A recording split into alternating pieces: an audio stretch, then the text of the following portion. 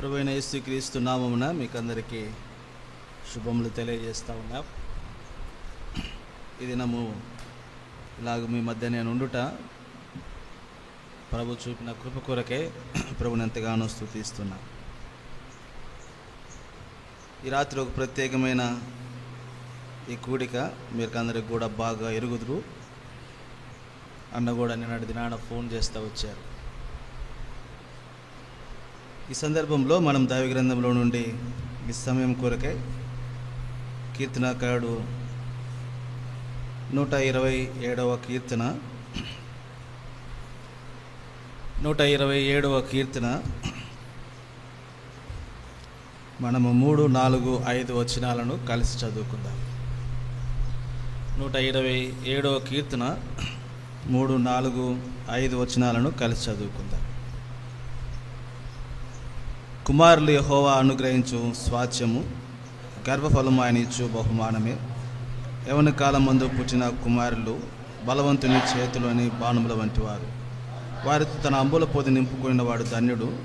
అటివారు సిగ్గుపడక గుమ్మములలో తమ విరోధులతో వాదించుదురు. ప్రభు సాయం కొరకే మనం ప్రార్థన చేస్తాం.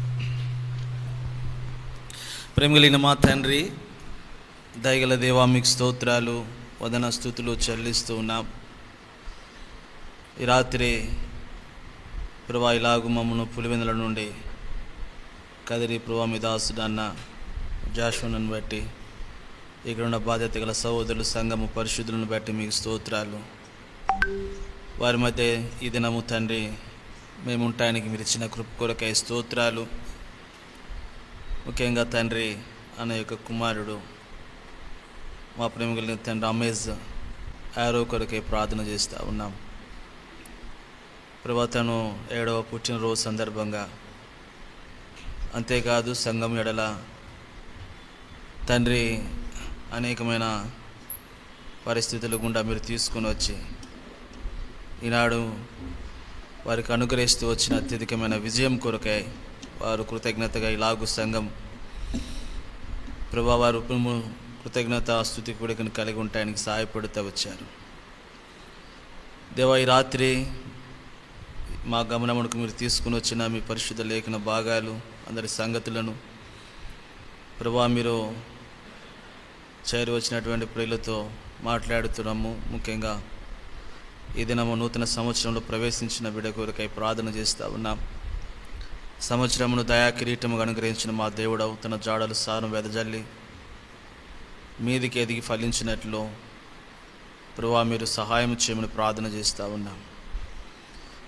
చేరి వచ్చిన మా కొరకై, వారి ఆత్మీయ అక్కర్ల కొరకై ప్రభా మీరు విరివిగా మాట్లాడము, ఈ వాక్యమును విరిచి వడ్డించవలసిందిగా ప్రార్థన చేస్తూ ప్రభా మీ స్థిరసత్వాన్ని కోరుతూ యేసుక్రీస్తు ప్రభు వారి యొక్క ప్రశస్త నామములో స్తుతించి ప్రార్థిస్తున్నాము తండ్రి, ఆమేన్.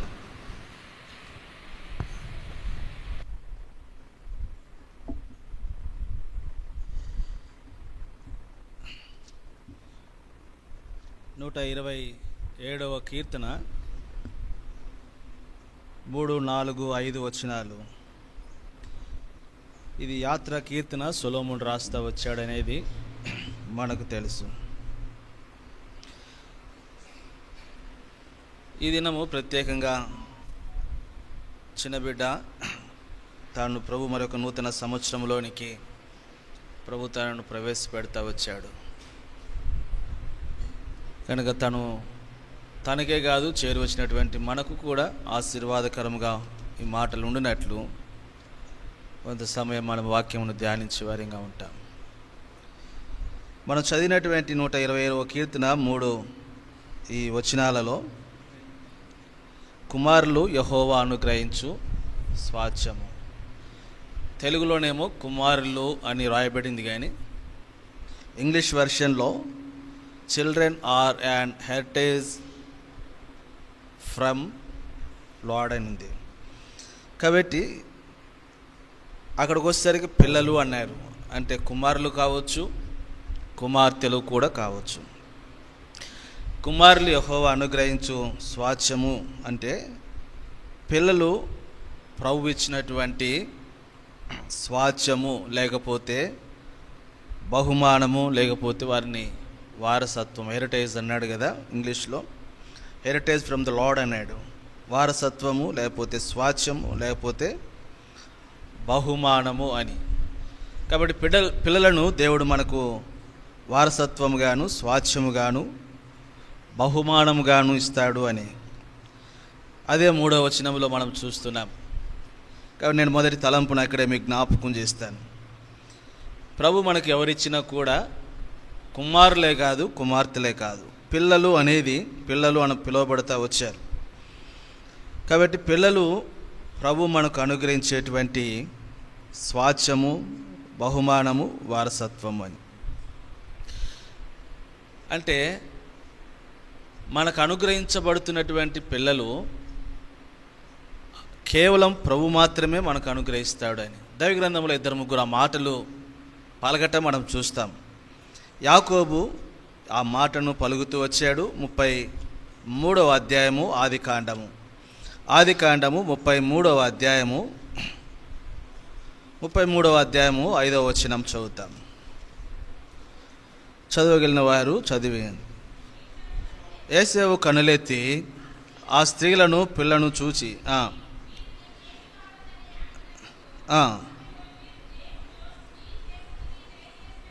కాబట్టి యేసేవు ఈ సందర్భంలో పలుకుతున్నాడు. యేసేవు కనులెత్తి ఆ స్త్రీలను, పిల్లలను చూచి, వీరు నీకేమి కావాలనేందుకు వీరు దేవుడు నీ సేవకును దయచేసిన పిల్లలు అన్నాడు ఇక్కడ. కాబట్టి నీ సేవకునికి దయచేసినటువంటి పిల్లలు. ఇదే మాట యోసేపు కూడా పలుకుతూ వచ్చాడు. 48వ అధ్యాయంలోనికి వస్తే ఆదికాండము 48వ అధ్యాయము 9వ వచనం. యోసేపు, వీరు నా కుమారులు, వీరిని దేశమందు దేవుడు నాకు, కాబట్టి ఈ దేశమందు దేవుడు నాకు అనుగ్రహించెను. అక్కడ యేసేవు పలికినటువంటి మాట, వీరు దేవుడు నీ సేవకునికి దయచేసిన పిల్లలు అన్నాడు. ఇక్కడేమో యోసేపు కూడా వీరిని దేశమందు దేవుడు నాకు అనుగ్రహించినటువంటి వారు అన్నాడు. కాబట్టి ఈ సందర్భాన్ని మనం జ్ఞాపకం చేసుకుంటే మొదటి తలంపులో పిల్లలను దేవుడే మనకు అనుగ్రహించేటువంటి వాడు. అనేక సార్లు పిల్లల కొరకే మనం తొందరపడుతూ ఉంటాం కదా. దైవ గ్రంథంలో యాకోబు యొక్క భార్య ఒక సందర్భాన్ని మనం చూస్తే 30వ అధ్యాయంలో ఇక్కడ మనకు రాహేలు కనపడుతుంది. ఆదికాండము 30వ అధ్యాయము మొదటి 3 వచనాలను చదువుతాం. రాహేలు తాను యాకోబునకు పిల్లలు కనకపోవట చూచి తన అక్కయందు అసూయపడి యాకోబుతో, నాకు గర్భఫలము నిమ్ము, లేని ఎడల నేను చచ్చేదను అనెను. కాబట్టి రాహేలు తాను యాకోబునకు పిల్లలు కనకపోవటం చూచి తన అక్కయందు అసూయ చెంది యాకోబుతో ఈ మాట అనింది. ఏమనంటే, నీవిగిన నాకు గర్భఫలమును ఇవ్వాలి, నువ్వుగిన నాకు గర్భఫలమును ఇవ్వకపోతే నేనేమవుతాను, చనిపోతాను అనింది. ఇప్పుడు యాకోబు రాహేలుతో కోపపడి అన్నటువంటి మాట ఏంటి అంటే, యాకోబు కోపము రాహేలు మీద రగులుకుండా, అతను నేను నీకు గర్భఫలమును ఇవ్వకపోయినా దేవునికి ప్రతిగా. ఇప్పుడు యాకోబు ఏమన్నాడు రాహేలుతో అంటే, నేను గర్భఫలమును ఇవ్వకపోయిన దేవునికి నేనేమన్నా ప్రతిగా ఉన్నానా అంటే మీకేమర్థమైంది అక్కడ? కాబట్టి గర్భఫలం అనేది నా చేతిలో లేదు, నేనేమన్నా గర్భఫలం ఏంటంటే ప్రతిగా ఉన్నానా? కాబట్టి దేవునికి నేనేమన్నా ప్రతిగా ఉన్నానా అంటే దేవుడు కరుణిస్తే తప్ప. ఈ సందర్భంలో కూడా రాహేలుతో, కాబట్టి యాకోబు పలికినటువంటి మాట రాహేలు అక్కడ అర్థం చేసుకోలేకపోయింది. కాబట్టి రాహేలు అనుకుంది, నీ వలన నీవు నాకు గర్భం నీవు నాకు పిల్లలు నీవు నాకు పిల్లల్ని ఇవ్వకపోతే కాబట్టి నేను చచ్చిపోతా అంటుంది. అయితే యాకోబు ఏమన్నాడు అంటే, అమ్మ అది నా వల్ల అయ్యే పని కాదు అన్నాడు. కాబట్టి అంటూనే అక్కడ ఎవరిని చూపిస్తున్నాడు ఇండైరెక్ట్గా అంటే, దేవునికి ప్రతిగా నేను ఉన్నానా అంటే నువ్వు అడగవలసింది నన్ను కాదు, ఎవరిని అడుగు, దేవుణ్ణి అడగమన్నాడు. అయితే ఆ తర్వాత రాహేలును జ్ఞానోదయమయ్యి ఇప్పుడు 23వ వచనంలోనికి వచ్చినప్పుడు ఆమె ఒక మాట పలికింది. 22 కూడా చదువుతామన్నా. దేవుడు రాహేలును జ్ఞాపకం చేసుకొని ఆమె మనవి విని. కాబట్టి ఇప్పుడు రాహేలుకి అర్థమైంది, నేను చేయవలసినటువంటిది చేయకున్నటువంటి పని చేశా. ఏంటి నేను చేయవలసింది ఏంటి అంటే, కాబట్టి కుమారులు యెహోవా అనుగ్రహించు స్వాస్థ్యము. అక్కడ ఏశావు అన్నాడు, యెహోవా నాకు దేవుడు నాకు దయచేసినటువంటి పిల్లలు అన్నాడు. అక్కడ యోసేపు అన్నాడు, కాబట్టి దేవుడే నాకు ఈ బిడ్డలను ఇచ్చాడు అన్నాడు. యెషయా గ్రంథం మనం 6వ అధ్యాయంలోకి పోతే యెషయా కూడా అన్నాడు. ఏమన్నాడు యెషయా గ్రంథంలో ఒక మాట, 8వ అధ్యాయము 18వ వచనాన్ని చదువుతాం. యెషయా గ్రంథము 8వ అధ్యాయము 18వ వచనం. యెషయా గ్రంథము 8వ అధ్యాయము. ఇదిగో నేనును యెహోవా నాకు ఇచ్చిన పిల్లలను, ఏమన్నాడు ఇక్కడ, నేనును యెహోవా నాకు ఇచ్చిన పిల్లలు అన్నాడు. కాబట్టి ఇలాగూ మనము యోసేపుని జ్ఞాపకం చేసుకున్నా, అక్కడ యోసేపు పలికినటువంటి మాటలను జ్ఞాపకం చేసుకున్నా, ఇక్కడ యెషయా పలికినటువంటి మాటలను జ్ఞాపకం చేసుకున్నా. కాబట్టి గర్భఫలము అనేది ఎవరు అనుగ్రహిస్తారు అనేది మనకు అర్థమవుతుంది అక్కడ. కాబట్టి ఇప్పుడు రాహేలు, కాబట్టి ఈమె రాంగ్ ప్లేస్కి వెళ్ళి రాంగ్ డైరెక్షన్లో వెళ్ళింది. యాకోబుని అంటుంది, నువ్వు గిన నాకు గర్భఫలమును గిన ఇవ్వకపోతే కాబట్టి నేను చనిపోతా, నా గర్భాన్ని నీవు అని అడుగుతా ఉన్నప్పుడు అయితే యాకోబు సరాసరి ప్రభుని చూపిస్తూ ఉన్నాడు, అమ్మ అది నా చేతిలో లేదు, కాబట్టి దేవునికి నేనేమైనా ప్రతినిధిగా ఉన్నానా అన్నప్పుడు తనకు ఆ తర్వాత అర్థమైంది. అర్థమై 22వ వచనంలో దేవుడు రాహేలును ఏం చేశాడంట, జ్ఞాపకం చేసుకొని ఆమె మనవి విని. అంటే ఇప్పుడు రాహేలు సరాసరి దేవుని యొద్దకు వెళ్ళి దేవుని యొద్ద తాను ఏం చేస్తూ వచ్చింది, మనవి చేస్తూ వచ్చింది. అంటే దేవుని యొద్ద తాను ప్రార్థన చేస్తూ వచ్చింది. అప్పుడు దేవుడు తన యొక్క మనవిని విని దేవుడు రాహేలు యొక్క గర్భమును తెరుస్తూ వచ్చాడు. ఇప్పుడు 23వ వచనంలో ఏమనింది, అప్పుడు ఆమె గర్భవతి అయి కుమారుని కని దేవుడు నా నింద తొలగించననుకొని. కాబట్టి దేవుడు ఇప్పుడు నా నిందను ఏం చేశాడు, తొలగించాడు. కాబట్టి దేవుడు నా నిందను తొలగించాడు. కాబట్టి మొదటి తలంపు ఏమి జ్ఞాపకం చేస్తుందంటే, childrens are the heritage from the Lord. కాబట్టి పిల్లలు ప్రభు మనకు అనుగ్రహించేటువంటి వారసత్వముగాను స్వాస్థ్యముగాను బహుమానముగాను దేవుడే బిడ్డలను మనకు అనుగ్రహిస్తారు. కుమారులే కాదు, కుమార్తెలు కూడా. పిల్లలు అన్నారు అక్కడ, ఇంగ్లీష్లోకి వచ్చినప్పుడు చిల్డ్రన్ అన్నాడు. అయితే కొన్ని పర్యాయాలు మనకు పిల్లలు అంటే కుమారులు అనుగ్రహించబడినప్పుడు మాత్రం చాలా సంతోషిస్తాం, కానీ కుమార్తెలు అనుగ్రహించబడినప్పుడు మాత్రం చాలా నీరసించిపోతాం.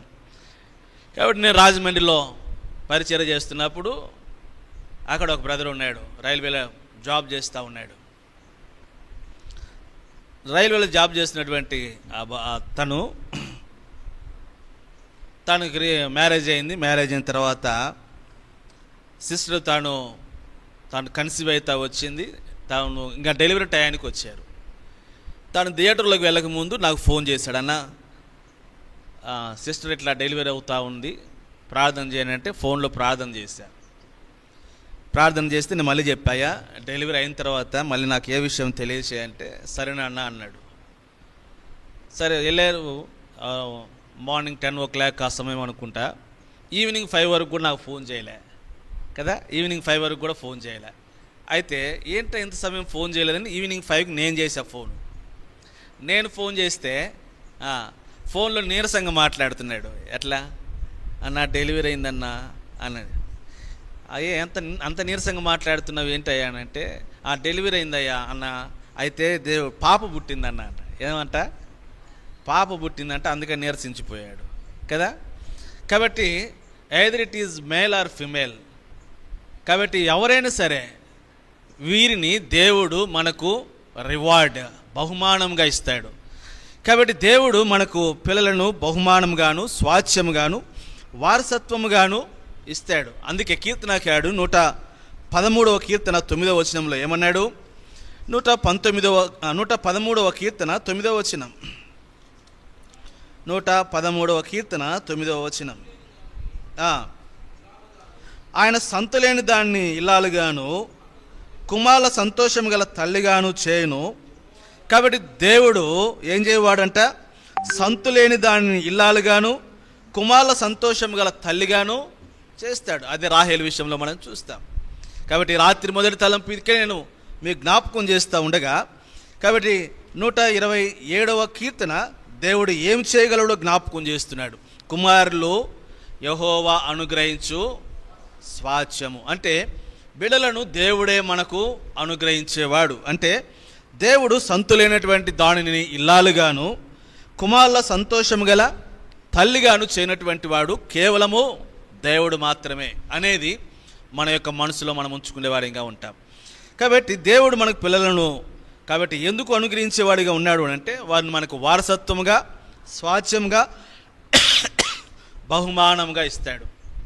తద్వారా పిల్లలను మనకు వారసత్వముగా, బహుమానంగా, స్వాస్థ్యంగా దేవుడు పిల్లలను మనకు ఇవ్వటం ద్వారా దేవుడు మనల్ని ఏం చేయాలని ఇష్టపడుతున్నాడు అని అంటే, దినవృత్తాంతాల మొదటి గ్రంథము 25వ అధ్యాయం 5వ వచనంలో, దినవృత్తాంతాల మొదటి గ్రంథము 25వ అధ్యాయము 5వ వచనం, దినవృత్తాంత మొదటి గ్రంథం 25వ అధ్యాయము 5వ వచనం.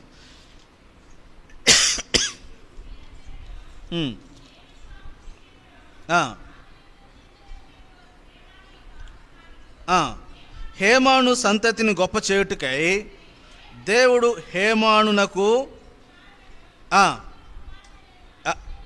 సరే ఇక్కడ 14 కుమారులను 3 కుమార్తెలను హేమానుకు అనుగ్రహించబడ్డాడు. ఎందుకంటే తన యొక్క సంతతిని గొప్ప చేయటానికి. దేవుడు మనకి ఎందుకు అనుగ్రహిస్తాడు బిడ్డలను అంటే మనల్ని ఏం చేయటానికమ్మా? గొప్ప చేయటానికి. సరే, ఇప్పుడు నేను 2వ తలంపులోనికి వెళ్తాము. 127వ కీర్తనలోనికి వస్తాం. మరలా మొదటిగా బిడ్డలు దేవుడు మాత్రమే మనకు అనుగ్రహించేటువంటి వాడుగా ఉన్నాడు అని. కాబట్టి ఇప్పుడు 127వ కీర్తన నేను 2వ మాటని జ్ఞాపకం చేస్తాను. 3-4 వచనాలు మరలా చదువుతాం. కుమారులు యెహోవా అనుగ్రహించు స్వాస్థ్యము, గర్భఫలము ఆయన ఇచ్చు బహుమానమే. యవన కాలమందు పుట్టిన కుమారులు బలవంతుని చేతిలోని బాణముల వంటి వారు. కాబట్టి బిడలను మనకు అనుగ్రహించినటువంటి దేవుడు ఇప్పుడు రెండోదిగా ఆ బిడలు ఎవరి చేతిలో ఉండాలని ఇష్టపడుతున్నాడు దేవుడు? ఎవరి చేతిలో ఉండాలంట? బలవంతుని చేతిలో ఉండాలంట. మన బిడ్డలు ఎవరి చేతిలో ఉండాలా?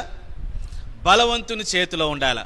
ప్రభు మనకు కుమారులను ఇచ్చినా, కుమార్తెలు ఇచ్చినా, అంటే చిల్డ్రన్ అని ఇంగ్లీష్లో రాయబడింది కనుక బిడ్డలు మనకి దేవుడు మనకు బిడ్డలను కుమార్తెలను ఇచ్చినా, కుమారులను ఇచ్చినా, కాబట్టి అవి దేవుని ద్వారా మనకు అనుగ్రహింపబడతారు అని చెప్పబడిన తర్వాత ఇప్పుడు 2వ సందర్భంలోనికి వచ్చినప్పుడు 4వ వచనంలో బలవంతుని చేతిలో ఉండాలి అని ప్రభు కోరుతున్నాడు.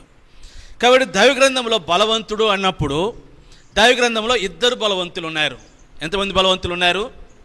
2 బలవంతులు ఉన్నారు. ఎవరు మొదటి బలవంతులు ఎవరో నేను మీకు జ్ఞాపకం చేస్తాను. హెబ్రీయులకు రాసిన పత్రిక 2వ అధ్యాయము 14-15 వచనాలు కలిసి ఉంటాయి. హెబ్రీ పత్రిక 2వ అధ్యాయము 14-15 వచనాలు. కాబట్టి ఆ పిల్లలు రక్తమాంసములు గలవారైనందున ఆ ప్రకారమే మరణము యొక్క బలము గలవానిని. కాబట్టి ఇక్కడొక బలవంతుడు ఉన్నాడు. మన యొక్క పిల్లలు ఎవరి చేతిలో ఉండాలని కోరుతున్నాడు ప్రభు. కాబట్టి బలవంతుని చేతిలో ఉండాలి అని అంటే ఇప్పుడు దైవగ్రంథంలో 2 బలవంతులు ఉన్నారు. అందులో మొదటి బలవంతుడు హెబ్రీయులకు రాసిన పత్రిక 2వ అధ్యాయం 14-15 వచనాలు కనపడుతూ ఉన్నాడు. కాబట్టి ఈ బలవంతుడు ఎవడంట? మరణము యొక్క బలము గలవాడు. ఇక్కడ ఒక బలవంతుడు కనపడుతూ ఉన్నాడు. వీడు ఎవడు అంటే వీడు మరణము యొక్క బలము కలిగినటువంటి వాడు. వానికి ఇవ్వబడినటువంటి పేరు ఏంటంట? అపవాది. ఏమి ఇవ్వబడింది అక్కడే? మరణము యొక్క బలము గలవాడు అనగా అపవాది. పుట్టినోట్లు ఏమనుంది? సాతాను. కాబట్టి ఇక్కడ ఒక బలవంతుడు కనపడుతూ ఉన్నాడు. ఎవరి బలవంతుడు అని అంటే వాడు మరణం యొక్క బలం కలిగినటువంటి వాడు అపవాది, వాడు సాతానుడు. కాబట్టి సైతాను మరణం యొక్క శక్తి కలిగినటువంటి వాడు.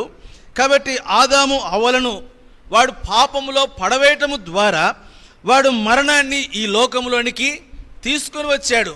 కాబట్టి అపవాది సాతానుడు మన పితరులైనటువంటి మన పూర్వీకులైనటువంటి ఆదాము అవ్వలను పాపములో పడవేయటం ద్వారా, కాబట్టి వాడు లోకములోనికి పాపమును తీసుకుని వచ్చాడు.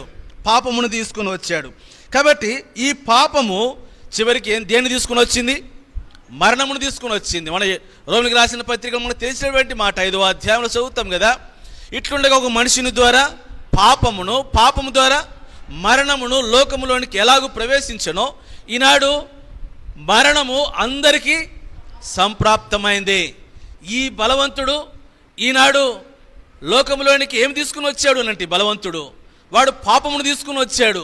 ఆ పాపము ద్వారా వాడు మరణమును కాబట్టి వాడు తీసుకొని వచ్చి ఈ పాపము యొక్క రాజ్యాన్ని వాడు ఏలుతూ మనుషులను వాడు ఏం చేస్తూ ఉన్నాడు అంటే, నేటికిని వాడు బలవంతుడు కనుక ఈ పాపంలో, ఈ మరణంలో వాడి యొక్క బలమును ఉపయోగించి వాడు చెరపడుతూ ఉన్నాడు. అందుకే పౌలు అపోస్తలుడు తిమోతికి రాస్తూ 2వ పత్రిక 2వ అధ్యాయం 26వ వచనంలో, తిమోతి 2వ పత్రిక 2వ అధ్యాయము 26వ వచనం, సత్య విషయమైన అనుభవ జ్ఞానము వారికి కలుగుటకై దేవుడు ఒకవేళ ఎదురాడు వానికి మారు మనసు దయచేయును, అందువలన సాతాను తన ఇష్టము చొప్పున చెరపట్టిన వీరు వాని యొక్క ఉరిలో నుండి.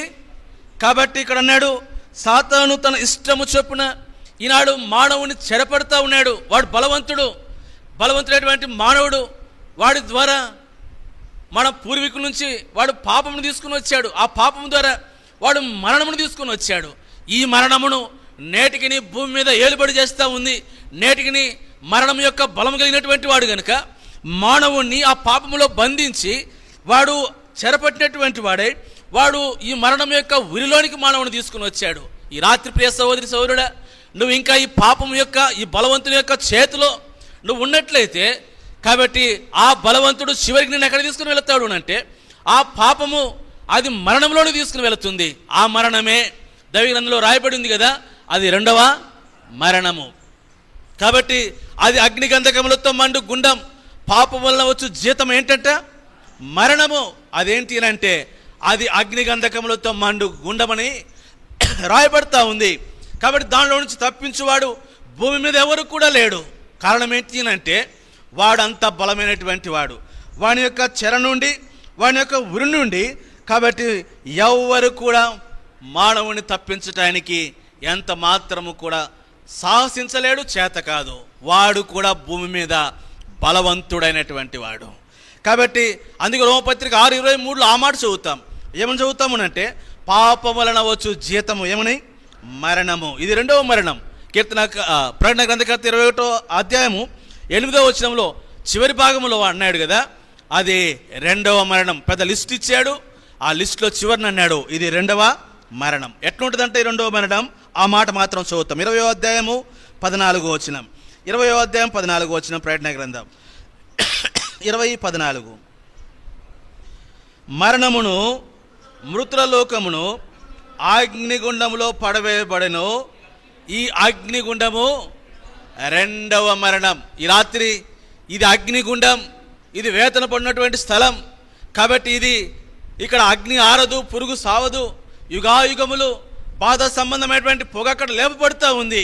ఈ రాత్రి ఈ బలవంతుని యొక్క చేతిలో మన బిడ్డలు ఎంత మాత్రము కూడా ఏం కాకూడదు.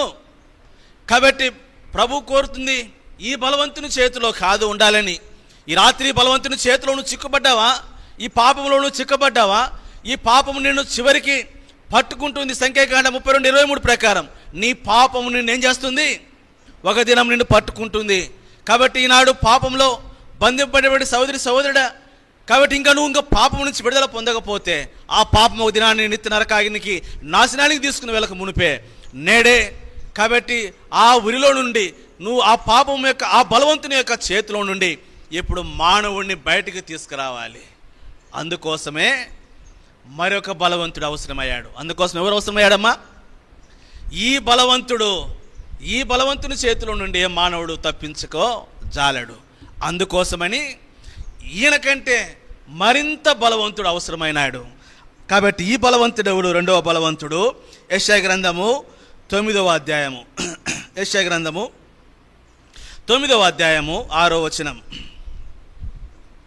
యెషయా గ్రంథము 9వ అధ్యాయము 6వ వచనం. ఏలయనగా మనకు శిశువు పుట్టెను, మన కుమారుడు అనుగ్రహించబడెను, ఆయన భుజం మీద రాజ్యభారం ఉండును, ఆశ్చర్యకరుడు, ఆలోచనకర్త, ఇక్కడ ఒక బలవంతుడు ఉన్నాడు. 2025 సంవత్సరాలకు పూర్వమే ఇదిగో ఈ బలవంతుని యొక్క చేతిలో నుండి, కాబట్టి ఎవరు కూడా వాడి ఉరిలో నుండి, కాబట్టి ఎవరు కూడా తప్పించుకోలేనటువంటి స్థితిలో ఉండగా ఇప్పుడు మరొక బలవంతుడు అవసరమైతే వచ్చాడు. ఆయన బలవంతుడైనటువంటి దేవుడు. ఏలైనగా మనకు శిశువు పుట్టాడు. ఆ శిశువు ఎవరు అంటే ఆయన బలవంతుడైనటువంటి దేవుడు. ఈ బలవంతుని జయించాలి అంటే కాబట్టి మరొక బలవంతుడు, కాబట్టి అవసరమైన వాడిగా ఉన్నాడు. ఆయన శిశువుగా బలవంతుడైన దేవుడుగా ఆయన ఈ లోకంలోనికి వచ్చాడు. అందుకే లూకాసు సువార్త ఒక సందర్భంలో ఈ ఇద్దరు బలవంతుల గురించి ఒక మాట రాయబడింది. లూకాసు సువార్త 11వ అధ్యాయము 21-22 వచనాలు. లూకాసు సువార్త 11వ అధ్యాయము 21-22 వచనాలు. బలవంతుడు ఆయుధములు ధరించుకొని తన ఆవరణమును కాచుకొనున్నప్పుడు, కాబట్టి ఈ బలవంతుడు ఎవరంట? కాబట్టి బలవంతుడు ఆయుధములు ధరించుకొని తన ఆవరణమును కాచుకున్నప్పుడు అతని సొత్తు భద్రముగా ఉండును. వీడు మొదటి బలవంతుడు. వీడు ఆయుధములను చేతబట్టుకొని, అందుకే మనము సాతాను యొక్క తంత్రములను, కాబట్టి వాడు ఆయుధములను చేతబట్టుకొని ఉన్నాడు. వాడు తన ఆయుధములను పట్టుకొని, కాబట్టి వాడు తన యొక్క సొత్తును ఏం చేసుకుంటున్నాడు? భద్రం చేసుకుంటున్నాడు. వీడు మొదటి బలవంతుడు. వీడు ఏం చేస్తున్నాడు అంటే తన సొత్తు, ఎవరైతే పాపంలో ఉన్నారో, ఎవరైతే పాపంలో మరణ బంధకంలో ఉన్నారో వారంతా కూడా ఈ బలవంతుని యొక్క సొత్తే. కాబట్టి ఇప్పుడు వాడు ఏం చేస్తున్నాడు అంటే వాడు ఈ సొత్తును వాడు ఎప్పుడు కూడా ఏం చేస్తూ ఉన్నాడు? తన సొత్తును వాడు కాపాడుకుంటా ఉన్నాడు. కాబట్టి వాడు లోకమును చూపిస్తున్నాడు, లోకం యొక్క వైభవమును చూపిస్తున్నాడు, లోకంలో ఉన్నటువంటి పోకడలను చూపిస్తూ ఉన్నాడు, లోకంలో ఉన్నటువంటి అలవాట్లను చూపిస్తూ ఉన్నాడు, లోకంలో ఉన్నటువంటి సెల్ ఫోన్ కూడా చూపిస్తూ ఉన్నాడు. దాంట్లో పాపమును కూడా చూడమని చెబుతున్నాడు యవ్వనస్తుల్ని ఈ దినాల్లో కదా. వాడు చక్కగా వాడి సొత్తును ఏం చేసుకుంటున్నాడు? భద్రం చేసుకుంటున్నాడు. కాబట్టి ఈ బలవంతుడు ఎంత బలవంతుడో చూడండి. వాడు పాపమును లోకంలో తీసుకొచ్చినంత మాత్రంతో వాడంతటితో ఊరుకోవట్లే. ఇప్పుడు వాడు తన తంత్రములను ఉపయోగించి వాడు ఏం చేస్తూ ఉన్నాడంటే వాడు తన సొత్తును తాను ఏం చేసుకుంటా ఉన్నాడు? భద్రం చేసుకుంటా ఉన్నాడు. అందుకే ఈనాడు మానవుడు ఈ బలవంతుని యొక్క చేతిలో నుండి వాడు సొత్తు కనుక మన సొత్తును మనం ఎంత సేఫ్టీగా కాపాడుకుంటాము కదా మన సొత్తు. అందుకే ఈ బలవంతుడు నేటికి కూడా ఆ సొత్తును కాపాడుకుంటాడు. తాను కాపాడుకోవటానికి వాడు పలు విధాలుగా ఏం చేస్తున్నాడంట? పలు విధాలైనటువంటి ప్రయోగాలు మానవుని మీద చేస్తూ ఉన్నాడు. అందుకే ఈనాడు మానవుడు పాపంలో ఉన్నటువంటి లోకంలో ఉన్నటువంటి సంతోష ఆనందం అందులో నుంచి వెలుపలకి రాలేని పరిస్థితి. మీకు ఒక ఎగ్జాంపుల్ జ్ఞాపకం చేస్తాను. లోతు విషయమై. లోతు దేన్ని చూశాడమ్మా? సోదమ. ఇక్కడ ఎవరు రెస్పాండ్లే. నేను రాజమండ్రిలో వర్క్ చేసిన, నెల్లూరులో పనిచేసిన, ఇప్పుడు పులివెందులో పనిచేస్తున్నా. నా నోట్లో నుంచి మాట రాకముందే రెస్పాన్స్ వస్తుంది. మీరేమో హాయిగా కూర్చొని ఉన్నారు. మరి నాకు అట్లుంటే నేను చెప్పలేను వాక్యం. నాకు అంత స్వేచ్ఛగా వాక్యం అంటే నేనేమనుకుంటానంటే వీళ్ళకి ఇష్టం లేదేమో నేను చెప్పటము కదా. అరే ఎందుకు అంత మౌనంగా ఉన్నారు? దేవుని సన్నిధిలో జనులు దేవుని మందిరంలోకి వెళుదామని నా తన్నప్పుడు నేనేం చేశానంట? దేవుని సన్నిధిలో ఏముందమ్మా? సంతోషం ఉందంట, నిత్య సుఖములు ఉన్నాయంట దేవుని సన్నిధిలో కదా. కాబట్టి ఇక్కడ జ్ఞాపకం చేయబడతా ఉంది. ఒక వ్యక్తిని మీకు జ్ఞాపకం చేస్తాను. ఆయన పేరు ఎవరు అంటే లోతు. లోతు దేన్ని చూశాడు? సొదొమ గొమొరాని ఎక్కడి నుంచి చూశాడు? దూరం నుంచి చూసినప్పుడు అది ఎలా ఉందంట? యెహోవా తోట వలె ఉందంట. ఇప్పుడు రెండో స్టెప్ తీసుకున్నాడు. దూరం నుంచి చూస్తే బాగలేదని మీరు తర్వాత చదవండి ఆదికాండం. నేను సమయం లేదు కనుక ఏమైనా చూపించు. ఆ తర్వాత సొదొమ దగ్గర ఏం చేశాడంట? గుడారం వేసుకున్నాడంట. ఇప్పుడు దగ్గరుంటే కూడా బాగలేదని చెప్పి మూడో పర్యాయం ఆయన గురించి రాయబడింది. ఇప్పుడు సొదొమలో తన గుడారమును వేసుకున్నాడంట. అంతటితో ఆగలే. ఆ 4వ మాట లోతును గురించి ఏం రాయబడింది అంటే ఆ సొదొమలో గుడారం వేసుకున్నాక లోతు ఎక్కడ కూర్చున్నాడు? సొదొమ గవిని యొద్ద కూర్చున్నాడంట. గవినిలో ఎవరు కూర్చుంటారు? పల్లెటూళ్ళలో గవిని దగ్గర ఎవరు కూర్చుంటారు? ఆ ఊరు పెద్దలు కూర్చుంటారు. దేనికి? తీర్పులు తీర్చడానికి. అంటే ఇప్పుడు లోతు ఏమై ఉన్నాడు? ఆ సొదొమలో ఒక పెద్ద అయిపోయాడు. దేనికి? లోకంలో ఒక పెద్ద అయిపోయాడు, తీర్పరిగా తయారయ్యాడు. నాలుగోదిగా ఆయన గురించి ఏం రాయబడింది తెలుసా? ఆ తర్వాత సొదొమను నాశనం చేయబోతున్నాడని ప్రభు సెలవిస్తే లోతుని గురించి ఏం రాయబడిందంటే, లోతు వెలుపలకు రావటానికి ఏం చేశాడంట? తడవు చేశాడంట. చూసారా? అంటే సాతాను యొక్క తంత్రములు చూడండి, ఎంతగా లోతు బంధింపబడ్డాడో, లోతు ఎంతగా దానిలో కూరకపోయాడో. అంటే ఆ దానిలో నుంచి వెలుపలకు రావటానికి లోతు ఏం చేశాడంట? ఈడాడు సాతానుడు. కాబట్టి ఇలానే చేస్తున్నాడు ఈ బలవంతుడు. కాబట్టి ఈ బలవంతుడు దానిలో నుంచి బయటికి రావటానికి మానవుడు ఇంకా ఏం చేస్తున్నాడు? తడవు చేస్తూ ఉన్నాడు. అందుకే ఇప్పుడు మరొక బలవంతుడు, ఈయన ఎవరంట? ఇప్పుడు 20 లూకా సువార్త 11వ అధ్యాయం 22వ వచనాన్ని చదువుతాం. 22వ వచనాన్ని చదువుతాం. అయితే అతని కంటే బలవంతుడైన ఒకడు అతను పైబడి జయించినప్పుడు అతడు నమ్ముకునేటువంటి ఆయుధములన్నిటిని లాగుకొని అతని ఆస్తిని. అయితే ఈ బలవంతుడు ఎవరంటే, కాబట్టి అతని కంటే బలవంతుడు ఒకడు ఎవరైనా, ఈయన మన ప్రభువైనటువంటి యేసుక్రీస్తు వారు. కాబట్టి ఈ బలవంతుడు ఇప్పుడు ఆ బలవంతుని ఏం చేశాడమ్మా?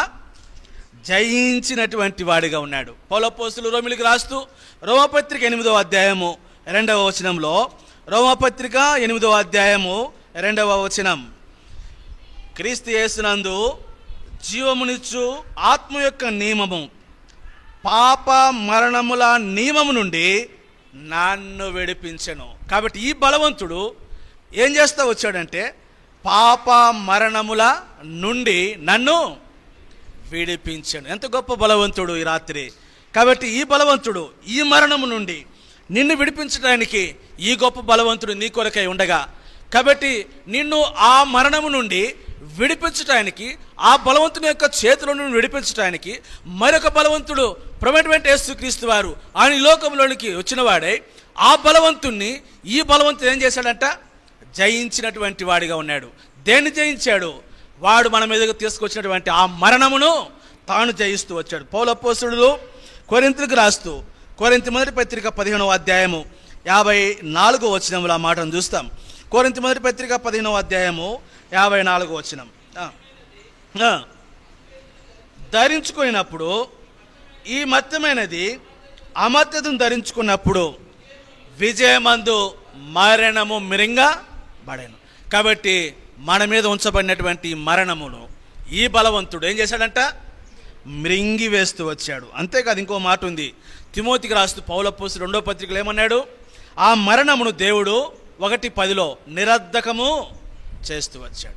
ఈ మరణమును ఈ బలవంతుడు మిరింగటమే కాదు, ఈ మరణమును ప్రభు నిరర్ధకం చేస్తూ వచ్చాడు. కాబట్టి మన మీద ఉన్నటువంటి ఈ మరణమును ప్రభు ఏం చేస్తూ వచ్చాడంటే దానిని తీసివేస్తూ వచ్చాడు. కాబట్టి ఈ రాత్రి ఈ బలవంతుడు, కాబట్టి ఆ మరణంలో నుండి ఆ ప్రభు నిన్ను జీవములోనికి దాటించాడు. యోహాను రాస్తూ తన సువార్తలు 5వ అధ్యాయము, యోహాను సువార్త 5వ అధ్యాయము 24వ వచనం. యోహాను సువార్త 5వ అధ్యాయము 24వ వచనం. యోహాను సువార్త 5వ అధ్యాయం 24వ వచనం. నా మాట విని నన్ను పంపిన వానియందు విశ్వాసముంచువాడు నిత్య జీవం గలవాడు, వాడు తీర్పులోనికి రాక మరణంలో నుండి జీవములోనికి దాటి ఉన్నాడని ఈ రాత్రి ఈ బలవంతుడైనటువంటి ప్రభువైనటువంటి యేసుక్రీస్తునందు నీ విశ్వాసం ఉంచితే, కాబట్టి నీవు ఆ మరణంలో నుండి, మొదటి బలవంతుని యొక్క చేతిలో నుండి, ఆ మరణంలో నుండి, కాబట్టి రెండో బలవంతుడు నీకేమిస్తాడు? జీవమునిస్తాడు. ఆయన మన ప్రభువైనటువంటి యేసుక్రీస్తు వారు. కాబట్టి ఇప్పుడు మన బిడ్డలు ఎవరి చేతిలో ఉండాలమ్మా? బలవంతుని చేతిలో. ఏ బలవంతుడు? ఇప్పుడు మన పిల్లలు ఏ బలవంతుని చేతిలో ఉన్నారు? ఎప్పుడైనా ఆలోచన చేశారా? కాబట్టి మొదటి బలవంతుని యొక్క చేతిలో ఉన్నారా, లేకపోతే రెండవ బలవంతుడైనటువంటి ప్రభువైనటువంటి యేసుక్రీస్తు వారి చేతిలో ఉన్నారా అని. కాబట్టి మనము మన బిడ్డల విషయమే చాలా జాగరూకంగా ఉండాలి. మన బిడ్డల విషయమే చాలా జాగరూకంగా ఉండాలి. ఈ బలవంతుని చేతిలో మన బిడ్డలు ఉంటే వారి యొక్క అంతం ఏంటి అని అంటే నిత్య నరకం. ఈ బలవంతుని యొక్క చేతిలో మన బిడ్డలు ఉంటే వారి యొక్క అంతం నిత్య జీవం. కాబట్టి రాత్రి మన బిడ్డలు ఈ బలవంతుడైనటువంటి ప్రభువైనటువంటి యేసుక్రీస్తు వారి ఆయన యొక్క చేతిలో మన బిడ్డలు ఉండాలి. ఈ బలవంతుని యొక్క చేతిలో మన బిడ్డలు ఉండాలి. కాబట్టి ఎప్పుడైతే మనము మన బిడ్డలము ఈ బలవంతుని యొక్క చేతిలో ఉంటామో, కాబట్టి ఆ బలవంతుని యొక్క చేతిలో ఏముంది ఒక మాటను మీకు జ్ఞాపకం చేస్తాను. ఆ చేతిలో ఏముంది? లూకా సువార్త 24వ అధ్యాయము 50వ వచనం. లూకా సువార్త 24వ అధ్యాయం. ఆయన బేతనియ వరకు వారిని తీసుకొని పోయి చేతులెత్తి వారిని ఆశీర్వాదించెను. కాబట్టి ఈ బలవంతుని యొక్క చేతిలో మనకుంటే ఏముంది? ఆశీర్వాదం ఉంది. కాబట్టి ఆ బలవంతుని చేతిలో ఉంటే ఏముంది? శాపం ఉంది. ఈ బలవంతుని చేతిలో మనం ఉండటం ద్వారా ఈ బలవంతుని యొక్క చేతులు ఏమున్నాయి అని అంటే ఈ బలవంతుని చేతిలో ఆశీర్వాదములు ఉన్నాయి. అంతేకాదు, నేను ఇంకొక మాట కూడా జ్ఞాపకం చేస్తాను. ఈ బలవంతుని యొక్క చేతిలో ఆశీర్వాదమే కాదు, మత్తయి సువార్త 14వ అధ్యాయము 14వ అధ్యాయము 30-31 వచనాలు. గాలిని చూసి భయపడి మునిగిపోసాగి ప్రభువా నన్ను రక్షించమని కేకలు వేసెను. వెంటనే యేసు చేయి చాపి అతన్ని పట్టుకొని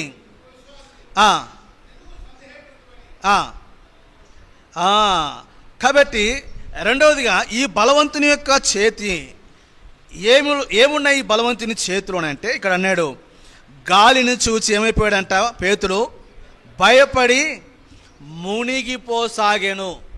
కాబట్టి ఇప్పుడు ఈ పేతురు నీటిలో మునిగిపోతూ ఉన్నాడు.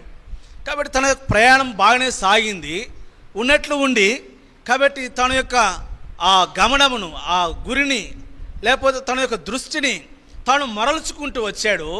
కాబట్టి ఎటు చూస్తూ వచ్చాడంటే, కాబట్టి టువర్డ్ సైడ్, గాలి వైపు తన యొక్క మనసును, తన దృష్టిని మరల్చుకుంటూ వచ్చాడు. వెంటనే తను ఏమైపోతూ వచ్చాడు? మునిగిపోతూ వచ్చాడు. నీ విశ్వాస జీవితంలో కాబట్టి మనం ఎన్నో పర్యాయాలు మనము మునిగిపోయేటువంటి పరిస్థితులు మన జీవితంలో, నువ్వు మునిగిపోయేటువంటి పరిస్థితులు నీ జీవితంలో వచ్చినప్పుడు నువ్వు ఒక ప్రభు యొక్క చేతిలోకి నువ్వు ఉన్నట్లయితే ఆ ప్రభు తన చేతిని చాపి నిన్ను ఏం చేస్తాడు? పైకి లేవనెత్తుతాడు. అంటే నువ్వు మునిగిపోకుండా నిన్ను లేవనెత్తి ఆయన క్రీస్తున్నటువంటి బండ మీద నీ పాదములను ఏం చేస్తాడంట? నిలవబెడతాడు. కాబట్టి నేను రెండవ తలంపుని ఇక్కడ ముగిస్తున్నాను.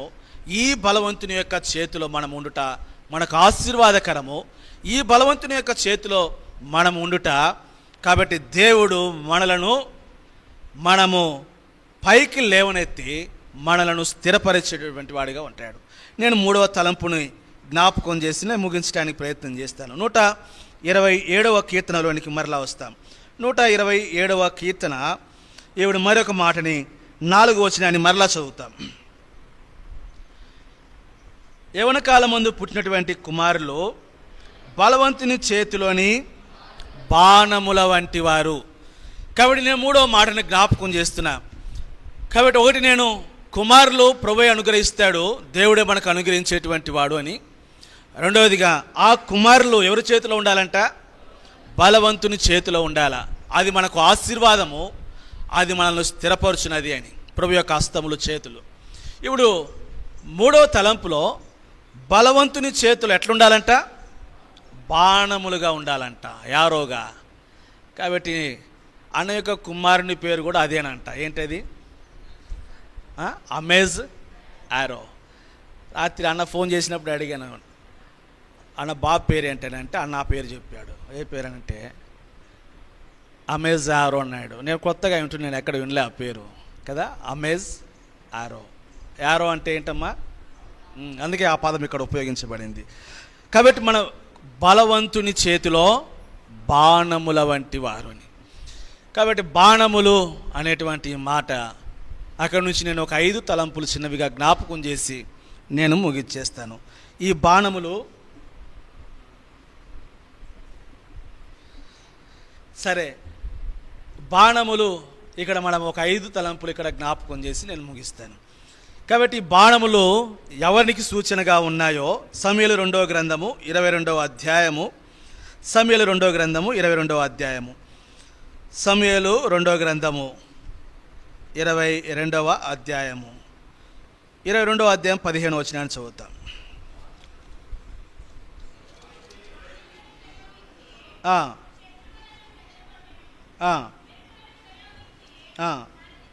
చాలక తన బాణములను ప్రయోగించి, అంటే ఈ బాణములు ఎవరివంట? బలవంతుని చేతిలో బాణములు. ఈ బాణములు ఎవరివి? ఏమన్నాడు అక్కడ? తన బాణములను ప్రయోగించి, అంటే బాణములు ప్రభువే కదా. ఇంకా కీర్తనకారుడు 18వ కీర్తన 14లో, 18వ కీర్తన 14, 18వ కీర్తన 14 వచనం. ఆయన తన బాణములు ప్రయోగించి, అంటే ఈ బాణములు ఎవరివంట? దేవునివే, దేవునివే బాణములు. కాబట్టి ఆయన చేతిలో ఉన్నటువంటి బాణములు ఏంటి? ఆ బాణములు కాబట్టి మనకి ఎటువంటి సంగతులను జ్ఞాపకం చేస్తున్నాయి? ప్రభు యొక్క బాణములు కాబట్టి మనకి ఏమని జ్ఞాపకం చేస్తూ ఉన్నాయో దైవ గ్రంథంలో 5 బాణాలను గురించి నేను మీకు జ్ఞాపకం చేస్తాను ఈ రాత్రి. యోబు గ్రంథము 6వ అధ్యాయము 4వ వచనం, మొదటి బాణాన్ని అక్కడ చూస్తాం. యోబు గ్రంథము 6వ అధ్యాయము 4వ వచనం. సర్వశక్తుడగు దేవుని అంబులో నాలో చొచ్చెను. చాలక్క. కాబట్టి సర్వశక్తుని అంబులు, arrow of the almighty అని ఉంది ఇంగ్లీష్లో. Arrows of the almighty, సర్వశక్తుని యొక్క బాణములు. ఇక్కడ మొదటి బాణం ఎవరిది అంటమా? సర్వశక్తుని యొక్క బాణములు. ఈ సర్వశక్తుని యొక్క బాణముల గురించి మాట్లాడుతూ యోబు ఒక మాట అన్నాడు. ఈ సర్వశక్తుని యొక్క బాణములు ఏమన్నాయంట? నాలో చొచ్చెను అని రాయబడింది. కాబట్టి సర్వశక్తుని యొక్క బాణములు నాలో చొచ్చెను. కాబట్టి ప్రభు యొక్క ఈ సర్వశక్తుని యొక్క బాణములు చొచ్చుకుపోవాలి అని అంటే అవి ఎలాగుండాలి అని ఒక మాట. 45వ కీర్తన 45వ కీర్తన 45వ కీర్తన 5వ వచనం. 45వ కీర్తన 5వ వచనం. నీ బాణములు ఎటువంటివంట? కాబట్టి సర్వశక్తుని యొక్క బాణములు నాలో చొచ్చుకొని పోవటానికి ఆయన యొక్క బాణములు ఎటువంటివంట? కాబట్టి ఆయన బాణములు చాలా వాడిగలిగినవి. ప్రభు యొక్క బాణములు చాలా వాడిగలిగినవి. ఆ సర్వశక్తుని యొక్క బాణములు నాలో ఏమైనాయి? చుచ్చుకొని పోతా ఉన్నాయి. కాబట్టి విశ్వాస జీవితంలో సర్వశక్తుని యొక్క ఈ బాణములు మన విశ్వాస జీవితంలో కూడా యోబునకు వలె ఈ మాట మనం చెప్పగలిగినటువంటి వారిగా ఉండాలి. ఏంటి అని అంటే the arrows of the almighty God. కాబట్టి ఆయన యొక్క ఆ బాణములు మనలో ఏం కావాలి? చొచ్చుకొని పోవాలి. ఎలాగూ అవి చొచ్చుకొని పోవటానికి గల కారణం అంటే ఆ సర్వశక్తుని యొక్క బాణములు చాలా వాడి కలిగినవిగా ఉన్నాయి. కాబట్టి 38వ కీర్తనలోనికి వచ్చినప్పుడు 38వ కీర్తన వచ్చినప్పుడు కీర్తనకారుడు ఇంకొక మాట అన్నాడు అక్కడ. 38వ కీర్తన 2వ వచనం. నీ బాణములు నాలో గట్టిగా నాటబడినవి. ఒకటి, ఆ సర్వశక్తిని యొక్క బాణములు నాలో కృచ్చుకొనటమే కాదు, నాలో చొచ్చుకొని పోవటమే కాదు. కాబట్టి ఆ సర్వశక్తిని యొక్క బాణములు నాలో ఏమైనాయంట? నాటబడినటువంటివిగా ఉన్నాయి. కాబట్టి ఏంటి ఈ సర్వశక్తిని యొక్క ఈ బాణములు అని మనం చూస్తే కృచ్చబడినవి, కాబట్టి వాడగలిగినవి, నాలో నాటబడినవి, నాలో చొచ్చుకొని పోయినవి. కాబట్టి అవి వాడగలిగినటువంటివి, అవి నాటబడినటువంటివి, అవి సర్వశక్తిని యొక్క బాణములు. ఏంటివి? ఈ చొచ్చుకొని పోగలిగినవి, నాటబడినవి, వాడగలిగినవి ఏంటి అని అంటే పౌలు అపోస్తలుడు హెబ్రీయులకు రాస్తూ హెబ్రీ పత్రిక 4వ అధ్యాయం 12వ వచనంలో, హెబ్రీ పత్రిక 4వ అధ్యాయము 12వ వచనం, హెబ్రీ పత్రిక 4వ అధ్యాయము 12వ వచనం. దేవుని యొక్క వాక్యము సజీవమై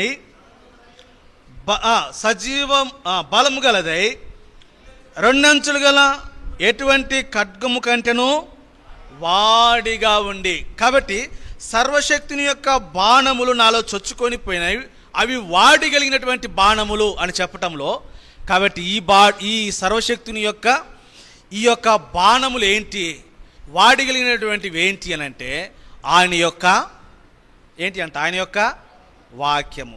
రైట్. కాబట్టి ఇది ప్రభు యొక్క వాక్యమును గురించి మాట్లాడుతూ ఉంది. మొదటి బాణము సర్వశక్తిని యొక్క బాణం. ఆ సర్వశక్తిని యొక్క బాణము అది చాలా వాడిగలిగినది, అది చొచ్చుకొని పోగలిగినది, అది మన హృదయములలో నాటుకోపోగలిగినది. ఈ రాత్రి తలంపు ఏంటి అని అంటే, ఈ సర్వశక్తిని యొక్క బాణము యోబుకు వలె నువ్వు చెప్పగలవా? ఈ సర్వశక్తిని యొక్క బాణములు నాలో చొచ్చుకొని పోయినవి అని. కాబట్టి అనేకసార్లు మన విశ్వాస జీవితంలో ఈ బాణము మనలోనికి చొచ్చుకొని పోవటానికి ఎంత మాత్రమును కూడా ఏం కావు ఇష్టపడం. దేవుని యొక్క వాక్యం అనేక సార్లు నీ యొద్దకు వచ్చి నీ హృదయములను, నీ అంతరంగములను, నీ మూలుగులను, నీ నరములను చుచ్చుకొని పోతా వచ్చినప్పుడు, కాబట్టి మనం అంత లోతుల్లోనికి వాక్యము వెళ్ళటానికి ఏం కాము ఇష్టపడం. కాబట్టి దేవుని యొక్క వాక్యము హృదయమును, నరములను, మూలుగులను చొచ్చుకొని సామర్థ్యం కలిగి అది ఎంత లోతుల్లోనికి చొచ్చుకోగలిగితే అంత లోతుల్లోనికి ఈ వాక్యమును ఏం చేయగలుగుతూ రావాలా? చొచ్చుకొని పోగలుగుతూ రావాలి. అనంటే ఈ సర్వశక్తిని యొక్క ఈ బాణము అది ఆయన వాక్యమును గురించి మాట్లాడుతూ ఉంది. ఆ వాక్యము మనలో, మన మూలుగుల్లో, నరములో, హృదయంలో, అంతరంగంలో అది ఏం కావాలమ్మా? చొచ్చుకొని పోవాలి. అనేకసార్లు దాన్ని అడ్డు వేస్తూ ఉంటాం చొచ్చుకొని పోకుండా. కాబట్టి ఇది దేవుని యొక్క వాక్యము అన్నప్పుడు ఇప్పుడు మనం మన బిడ్డల యొద్దకు వస్తాం. కాబట్టి మనము బలవంతుని యొక్క చేతిలో ఈ బాణముల వంటి వారిగా, కాబట్టి మనము మన బిడ్డలకు, ఆ బలవంతుని చేతిలో ఉన్నటువంటి మన బిడ్డలకు ఇప్పుడు ఈ వాక్యమును ఏం చేయాలి? ద్వితీయోపదేశ కాండము 6వ అధ్యాయము 4వ వచనం. ద్వితీయోపదేశ కాండము 6వ అధ్యాయము 4వ వచనం. ద్వితీయోపదేశ కాండము 6వ అధ్యాయము 4వ వచనం. ఇశ్రాయేలు వినుము, అద్వితీయుడగు యెహోవా నీ పూర్ణ హృదయంతోనూ, నీ పూర్ణాత్మతోనూ, నీ పూర్ణ శక్తితోనూ నేడు నేను నీకు ఆజ్ఞాపించు ఈ మాటలు నీ హృదయములలో ఉండవలెను. నీవు నీ కుమారులకు వాటిని అభ్యసింపజేసి నీ ఇంట కూర్చున్నప్పుడును, త్రోవను నడుచున్నప్పుడును, పండుకున్నప్పుడు, లేచినప్పుడు వాటిని గూర్చి మాట్లాడవలను. సూచనగా వాటిని నీ చేతికి కట్టుకొనవలను. అవి నీ కన్నుల నడుమ బాసికములుగా ఉండవలను. నీ ఇంటి ద్వారబంధముల మీదను, నీ గవ్వల మీదను వాటిని రాయాలి. ఎప్పుడు రాయగలుగుతూ వస్తావు? ఇశ్రాయేలీయులకి మోషే ద్వారా ప్రభు సెలవిచ్చినటువంటి మాట ఏంటంటే, ఆ ముందు మాట్లాడినాడు, నేడు నేను నీకు ఆజ్ఞాపించు ఈ మాటలు నీ హృదయములో ఉండాలా. ఎప్పుడు ఉంటాయి? దేవుని యొక్క ఆ మాటలు, ఆ వాక్యము మనలో చొచ్చుకొని పోయినప్పుడు. ఎప్పుడైతే మనలో చొచ్చుకోబోతాయో మన హృదయంలో ఉంటాయి. ఎప్పుడైతే మన హృదయంలో ఉంటాయో అవి మన బిడ్డలకు వాళ్ళు పడుకున్నప్పుడు, లేచినప్పుడు, కూర్చున్నప్పుడు, మనము వారితో కూడా నడిచినప్పుడు వారితో మనము ఏం సంభాషించాలా? ఈ మాటలను గురించి సంభాషించాలా. కాబట్టి బిడ్డలు మనకు జన్మించినప్పుడు, కాబట్టి ఈ యొక్క బాణం మనకి ఏం జ్ఞాపకం చేస్తుంది? సర్వశక్తిని యొక్క బాణము అని అంటే అది దేవుని యొక్క వాక్యమును జ్ఞాపకం చేస్తూ ఉంది. కాబట్టి అది మనం దేవుని యొక్క వాక్యమును మన హృదయంలో నింపుకున్నట్లు జ్ఞాపకం చేస్తుంది. మన హృదయంలో నింపుకున్నటువంటి మనము ఆ వాక్యమును గురించి మన బిడ్డలకు మనము మాట్లాడుతూ రావాలి. కాబట్టి ఈ వాక్యమును మన బిడ్డలకు మనము మాట్లాడకపోతే కూర్చున్నప్పుడు, లేచినప్పుడు, నిలుచున్నప్పుడు, ఇంకా ఏమన్నాడు కింద, బాసికములు గాను, కంకణములు గాను, ఇంటి ద్వారబంధ అంటే ఇంకా వాక్యము ఎక్కడ చూసినా వాక్యమే ఉండాలా.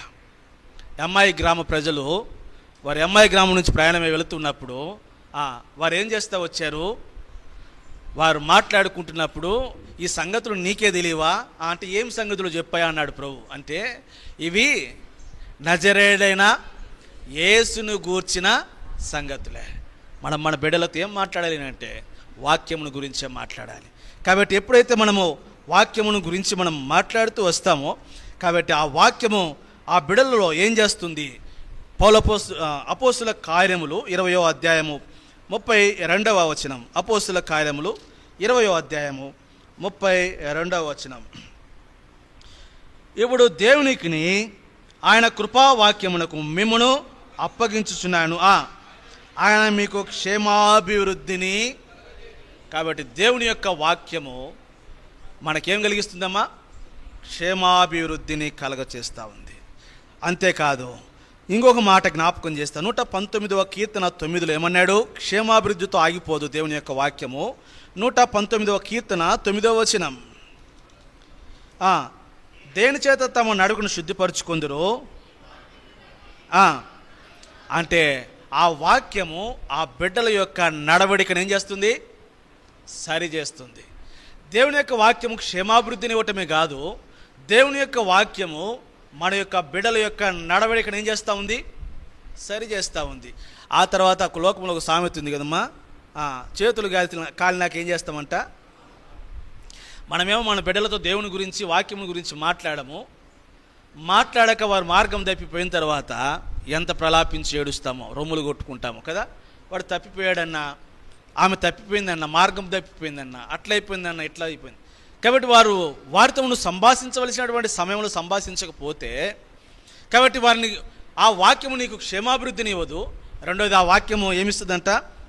నడవడికను సరి చేస్తుందంట. మూడవదిగా 10వ కీర్తన 11వ వచనం, 10వ కీర్తన 11వ వచనం.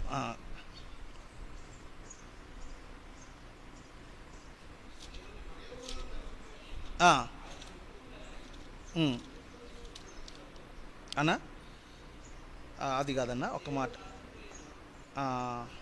ఇదే 119వ కీర్తనలోనే 10-11 వచనాలు. 11వ వచనం, నీ ఎదుట నేను పాపం చేయకున్నట్లు. కాబట్టి రెండవది. మూడవదిగా వాక్యము మనల్ని పాపము చేయకుండా అడ్డగిస్తుంది అని. కాబట్టి ఈ పాపము చేయకుండా అడ్డగిస్తుంది. నాలుగవదిగా తిమోతికి రాస్తూ పౌలు అపోస్తలుడు 2వ పత్రికలో 3వ అధ్యాయం 16వ వచనంలో, తిమోతి 2వ పత్రిక 3వ అధ్యాయము 16-17 వచనం, దైవజనుడు సన్నద్ధుడై ప్రతి సత్కార్యమునకు పూర్ణంగా సిద్ధపడి ఉన్నట్లు ఉపదేశించును, ఖండించును, తప్పుదిద్దును. చాలా ఉపదేశించును, ఉపదేశిస్తుంది, ఖండిస్తుంది, తప్పును దిద్దుతుంది. కాబట్టి మొదటి బాణము సర్వశక్తుని బాణం. అది దేవుని యొక్క వాక్యమును సూచిస్తుంది. ఆ వాక్యం ఏం చేస్తుందో నేను మీకు జ్ఞాపకం చేస్తూ వచ్చాను. ఇప్పుడు రెండవ బాణాన్ని జ్ఞాపకం చేస్తాను.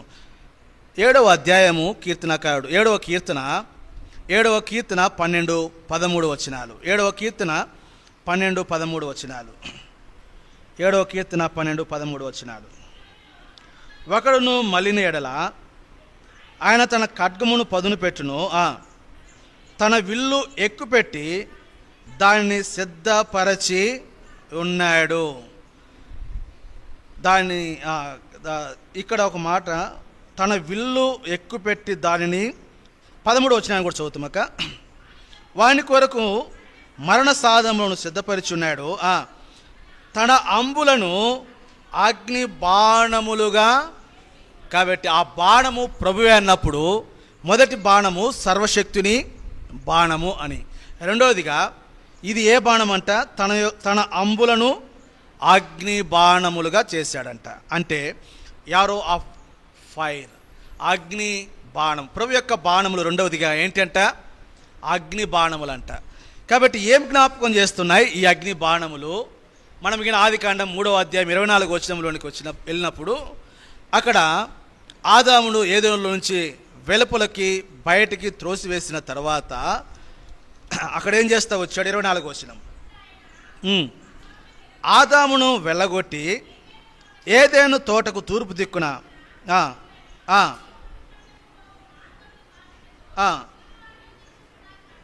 ఖడ్గ జ్వాలలను.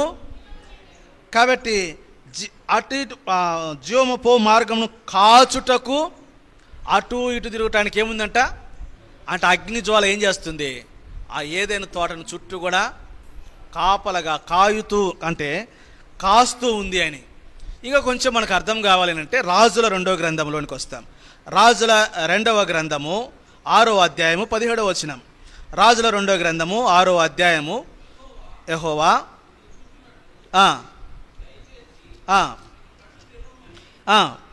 ఎలీషా ప్రార్థన చేయగా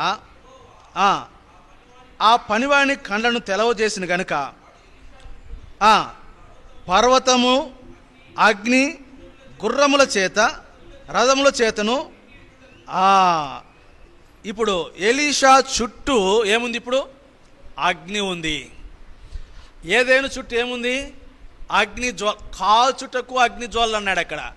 ఇప్పుడు ఏలియాను కాల్చుటకు అక్కడ ఏముంది? అగ్ని ఉంది.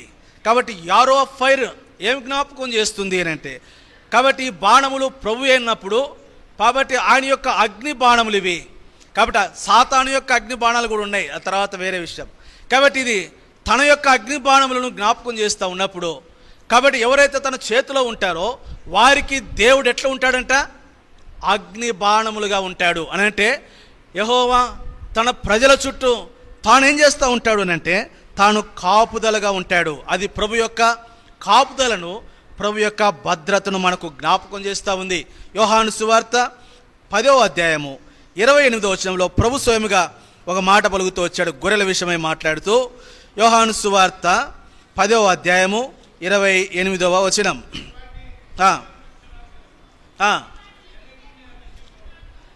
ఎవడును వాటిని నా చేతిలో నుండి, కాబట్టి ఎవడు కూడా అపహరింపడు. అవి నా చేతులు ఎట్లున్నాయి? అవి భద్రంగా ఉన్నాయి. ప్రభు యొక్క భద్రతను జ్ఞాపకం చేస్తున్నాడు. కాబట్టి ఈ అగ్ని బాణములు ఏం జ్ఞాపకం చేస్తున్నాయి అంటే, ప్రభు మన ఎడల చూపినటువంటి తన యొక్క భద్రతను, తన యొక్క కాపుదలను మనకు చూపిస్తూ ఉంది. దేని నుంచి ప్రభు మనల్ని కాపాడుతున్నాడు అంటే, మొదటి యోహాను పత్రిక 5వ అధ్యాయం 18వ వచనంలో, మొదటి యోహాను పత్రిక 5వ అధ్యాయము 18వ వచనం.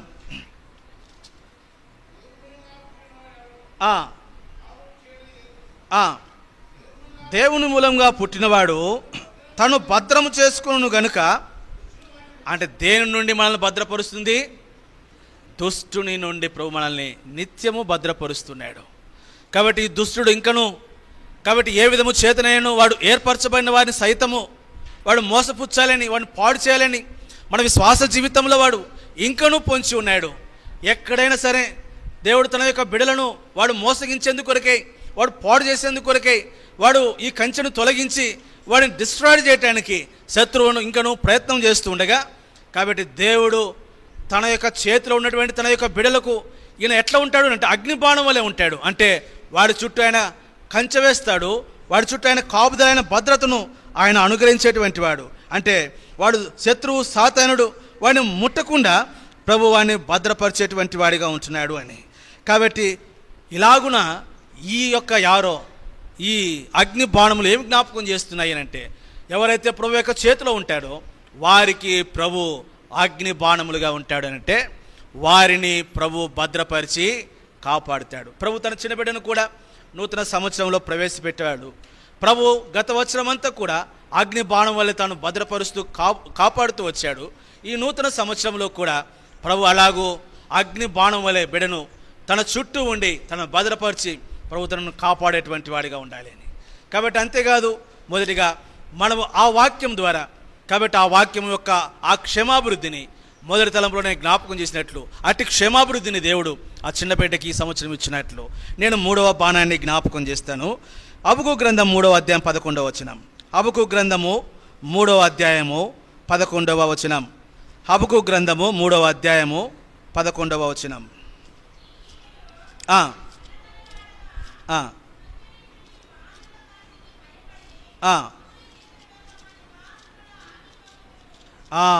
ఇక్కడ ఒక మాటని నేను మీకు జ్ఞాపకం చేస్తాను. హబక్కూ గ్రంథము 3వ అధ్యాయము 11వ వచనంలో ఇక్కడ ఒక బాణాన్ని గురించి రాయబడుతూ వచ్చింది. ఏమనంటే, నీ ఈటెలు తలతలలాడగా సంచరించు నీ బాణముల కాంతికి. అంటే ఇక్కడ 2 మాటలు ఉన్నాయి. కాబట్టి తలతలలాడటము, ఆ బాణములు తలతలలాడుతున్నాయంట, ఆయన బాణములు కాంతివంతముగా ఉన్నాయంట. కాబట్టి ఈ బాణములు ప్రమేటువంటి దేవుణ్ణి జ్ఞాపకం చేస్తున్న ఆరంభంలో మీకు జ్ఞాపకం చేశా. మొదటిదిగా ఆయన బాణము సర్వశక్తుని యొక్క బాణము. రెండవదిగా ఆయన బాణము ఎటువంటి అంట? అగ్ని బాణములు. మూడవదిగా ఆయన బాణములు ఎటువంటివి అంట? తలతలలాడినవి కాంతివంతమైనటువంటి బాణములు. కాబట్టి లైటనింగ్ ఆఫ్ యారోస్ అన్నాడు.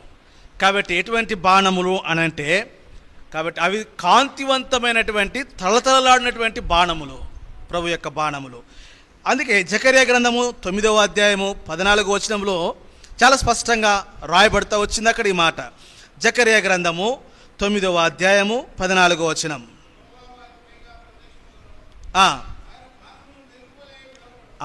ఆయన బాణములు ఎట్లున్నాయంట? కాబట్టి ఆయన బాణములు మెరుపు వలె.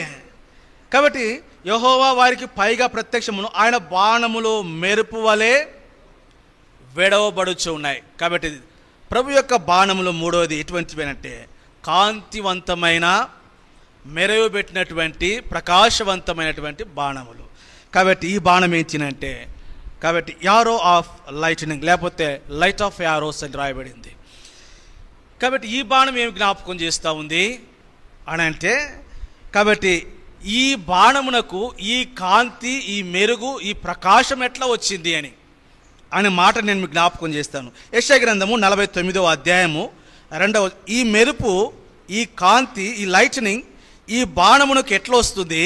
కాబట్టి ఈ కాంతి, ఈ వెలుగు, ఈ ప్రకాశమానము, ఈ బాణములు అంత ప్రకాశమానముగా, కాంతివంతముగా అవి వెలగటానికి ఆ కాంతి, ఆ ప్రకాశత ఎట్లా వచ్చింది అని అంటే 49వ అధ్యాయం 2వ వచనం.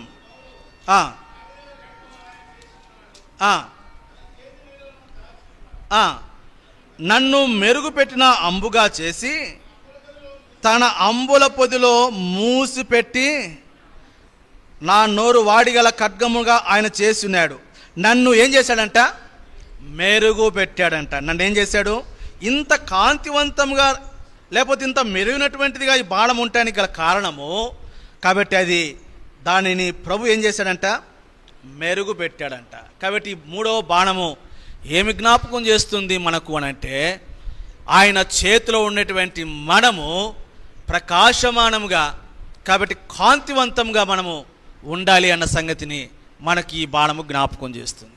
ఎలాగూ మనము ప్రకాశమానంగా, కాంతివంతంగా ఉంటాము అనంటే మనం ఏం చేయబడాలి? మెరుగు పెట్టబడుతూ రావాలి. కాబట్టి సహోదరులకు బాగా తెలుసు, బంగారపు వస్తువులు ఏం చేస్తారమ్మా? ఎంత మెరుగు పెడితే అంత కాంతివంతంగా, ప్రకాశవంతంగా ఉంటాయి కదా. కాబట్టి మనము కూడా విశ్వాస జీవితంలో ఈ బాణములు ఏమి జ్ఞాపకం చేస్తున్నాయి అంటే, కాబట్టి ఆయన ఎవరు సమీపింపరాని తేజస్సులో ఆయన మెరుగుచినటువంటి బాణంగా ఉన్నాడు. కాబట్టి ఇప్పుడు ప్రభు మనల్ని కూడా అట్టి మెరుగుచినటువంటి కాంతివంతంగా ఉండాలి అనేది ప్రభు మనల్ని ఆశిస్తూ ఉన్నాడు. అలాగ ఉండాలి అని అంటే మనము కూడా ఏం చేయబడాలి అంటే, మనము కూడా మెరుగు పెట్టబడుతూ రావాలి. అందుకే యెషయా గ్రంథంలో 48వ అధ్యాయంలోనికి వచ్చినప్పుడు, దాని ముందు అధ్యాయము 48వ అధ్యాయము 10వ వచనాన్ని చదువుతాం. 48వ అధ్యాయం 10వ వచనం. నేను నిన్ను పుటము వేసి తిని వెండిని వేసినట్లు కాదు, ఇబ్బంది కొలిములో నిన్ను. కాబట్టి మన విశ్వాస జీవితంలో మనం ఎప్పుడు మెరుగుగా, ప్రకాశవంతంగా, తేజస్సుగా వెలుగుతూ వస్తాము అంటే, దేవుడు మనల్ని ఏ కొలిములో ఉంచాలా? ఇబ్బంది కొలిములో ఉంచాలి. అవును, ఈనాడు సంఘం మీదకి వచ్చేటువంటి ఇబ్బందులు, సంఘం మీదకి వచ్చేటువంటి పరిస్థితులు, విశ్వాస జీవితంలో వ్యక్తిగతంగా వచ్చేటువంటివి, కుటుంబంలో వచ్చేటువంటి, కాబట్టి అనేకమైనటువంటి ఇబ్బందులు కాబట్టి మన మీదకి వచ్చినప్పుడు దేవుడు ఈ ఇబ్బంది కొలిములలో మన ప్రభువులను తీసుకువెళుతూ వస్తాడు. ఇటువంటి ఇబ్బందులు, ఇటువంటి దాడి, ఇటువంటి శ్రమలు, ఇటువంటి పరిస్థితులు విశ్వాస జీవితంలో లేకపోతే సంఘంలో అనుమతించబడతా వచ్చినప్పుడు ఎందుకొరకు అంటే, మనము మెరయునట్టి ప్రకాశమానంగా ఉన్నటువంటి వారిగా ఉండాలి అని దేవుడు ఇటువంటి ఇబ్బందుల కొలిమిలో నుండి, కాబట్టి సంఘాన్ని కావచ్చు, కుటుంబాన్ని కావచ్చు, వ్యక్తిగతంగా కావచ్చు, ప్రభు అనేక పర్యాయాలు మనల్ని ఏం చేస్తూ ఉంటాడు? ఈ ఇబ్బంది కొలుములలో నుంచి ప్రభు మనల్ని తీసుకొని వెళ్ళేవాడిగా ఉంటున్నాడు. అందుకే పేతురుకు రాశాడు మొదటి పత్రిక 1వ అధ్యాయం 7వ వచనంలో ఇక్కడ ఇబ్బందులు అన్నాడు, అక్కడ ఏమన్నాడు? ఒక మాటను చదువుతాం. మొదటి పేతురు పత్రిక 1వ అధ్యాయము 7వ వచనం. ఎండిపోవు సువర్ణము, నశించిపోవు సువర్ణము అగ్ని పరీక్షల వలన, కాబట్టి అగ్ని పరీక్షల వలన శుద్ధపరచబడుతుంది. ఏంటి ఈ అగ్ని పరీక్షలు అని అంటే, అదే పేతురు పత్రిక మొదటి పేతురు పత్రిక 4వ అధ్యాయము 12వ వచనం. ప్రియులారా, మిమ్మల్ని శోధించుటకు మీకు కలుగుచున్న అగ్ని వంటి మహాశ్రమలను గూర్చి. కాబట్టి ఏంటి అంటే ఈ అగ్ని, అవి మనకు సంభవిస్తున్నటువంటి మహాశ్రమలు, అంటే ఇబ్బందులు, ఇక్కడేమో శ్రమలు. వీటి ద్వారా దేవుడు మనము పుటం వేస్తూ వస్తాడు. పుటం వేస్తూ వచ్చినప్పుడు కాబట్టి మనము ఈ శోధనలు, ఈ పరీక్షలు, ఈ ఇబ్బందులు గుండా ప్రభు మనల్ని తీసుకుని వెళుతూ వచ్చినప్పుడు కాబట్టి మనం ఎట్లా ఉంటాము అని అంటే మనము కాంతివంతమైనటువంటి వారిగా ఉంటాం. అయితే ఈ తలంపు నేను ముగింపులోకి వచ్చినప్పుడు ఈ కాంతివంతమైన ఈ బాణము ఏమి జ్ఞాపకం చేస్తుంది అని అంటే ఒక్క మాటనే జ్ఞాపకం చేసి ఆ తలంపును ముగిస్తాను. మత్తయి సువార్త 5వ అధ్యాయం 14వ వచనం. మత్తయి సువార్త 5వ అధ్యాయము 14వ వచనం. 5వ అధ్యాయం 14-15 వచనం. మీరు లోకమునకు ఏమై ఉన్నారు? వెలుగై ఉన్నారు.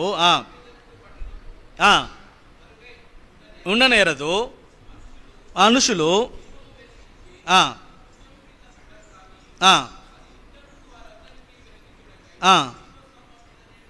కాబట్టి మీ వెలుగు ఎక్కడ ఉండాలంటమ్మా?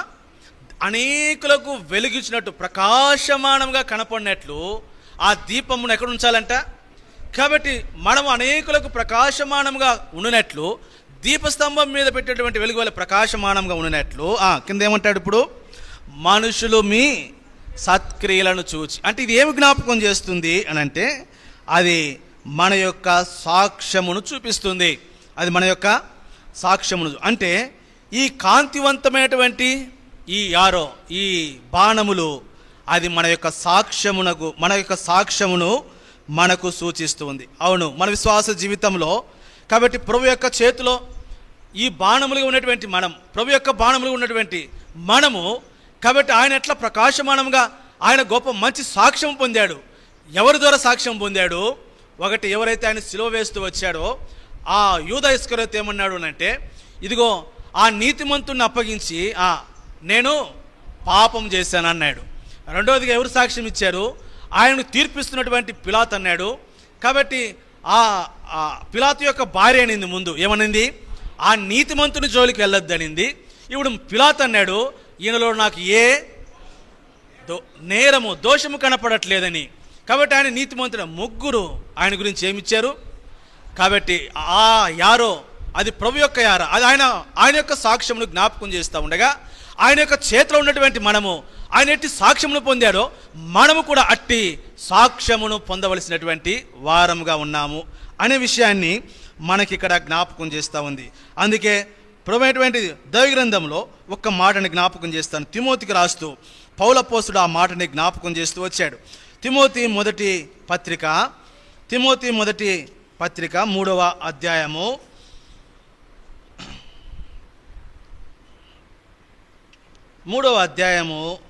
7వ వచనం చివరి భాగం చదువుతాం. సంఘమునకు వెలుపటి వారి చేత మంచి సాక్ష్యము పొందిన వాడై. కాబట్టి మన విశ్వాస జీవితము ఈ యారో ఏం జ్ఞాపకం చేస్తుంది అని అంటే ప్రభు సాక్ష్యమును జ్ఞాపకం చేస్తుంది. ఆయన చేతిలో బాణముల వంటి వారిగా ఉన్నటువంటి మనము కూడా సంఘము వెలుపటి వారి ఎడల ఏం కలిగి ఉండాలంటమ్మా?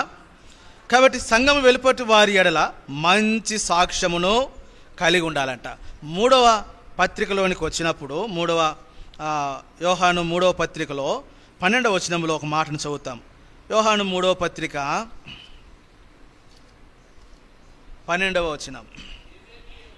దేమేత్రియు అందరి వలను సత్యం వలను మంచి సాక్ష్యము సంఘము వెలుపటి వారి వెడల అన్నాడు. ఇక్కడ యోహాను వచ్చేసరికి ఇంకో మాట అన్నాడు. దేమేత్రిని గురించి మాట్లాడుతూ అందరి వలనను సత్యము వలనను మంచి. సత్యం అంటే ఎవరు? ప్రభు అన్నాడు ఏమని? నేనే మార్గమును సత్యం. ఇప్పుడు నేను 3 మాటలు జ్ఞాపకం చేస్తా. సంఘము వెలుపటి వారి వల్ల సాక్ష్యము, రెండవది అందరి వల్ల సాక్ష్యము, మూడవది ప్రభు వలన సాక్ష్యము. కాబట్టి ఈ 3వ బాణం ఏం జ్ఞాపకం చేస్తుంది అని అంటే కాబట్టి మనం కలిగి ఉండవలసినటువంటి సాక్ష్యమును మనకు జ్ఞాపకం చేస్తావు. నేను ఇక్కడే ముగిస్తూ ఉన్నాను కాబట్టి ఇప్పుడు నేను 3 సంగతులు జ్ఞాపకం చేస్తాను. ఒకటి ఏంటి, ప్రభువే మనకు బిడ్డలను అనుగ్రహించేటువంటి వాడు. కాబట్టి రెండవదిగా ఆ బిడ్డలు ఎవరి చేతిలో ఉండాలని జ్ఞాపకం చేయబడ్డాం? బలవంతుని యొక్క చేతిలో ఉండాలని. ఏ బలవంతుడు? 2 బలవంతులను జ్ఞాపకం చేశా కదా. బలవంతుడైనటువంటి దేవుడు ఆయన చేతిలో ఉండాలి. మూడవదిగా ఆయన చేతులు ఎట్లుండాలంట? బాణముల వంటి వారిగా ఉండాలంట. ఏ బాణములుగా ఉండాలా? ఆ బాణములు ఎవరంట? ప్రభువే. కాబట్టి మొదటి బాణము ఏంటంటది? సర్వశక్తుని బాణము. అది యోబు యొక్క జీవితంలో ఎట్లా కూర్చుకుందో నేను జ్ఞాపకం చేశాను. అది దేవుని యొక్క వాక్యమును సూచిస్తుంది. రెండవ బాణం ఏంటి? ఏమా నేను చివరిని అడుగుతాను, నేను తెలియదు కదా మీకు, నాకు ఈ అలవాటు ఉంది. అగ్ని బాణము. ఈ అగ్ని బాణము ఏం జ్ఞాపకం చేస్తుంది? ప్రభు యొక్క కాపుదలను, ప్రభు యొక్క భద్రతను జ్ఞాపకం చేస్తూ ఉంది. మూడవ బాణం ఏంటి అమ్మా?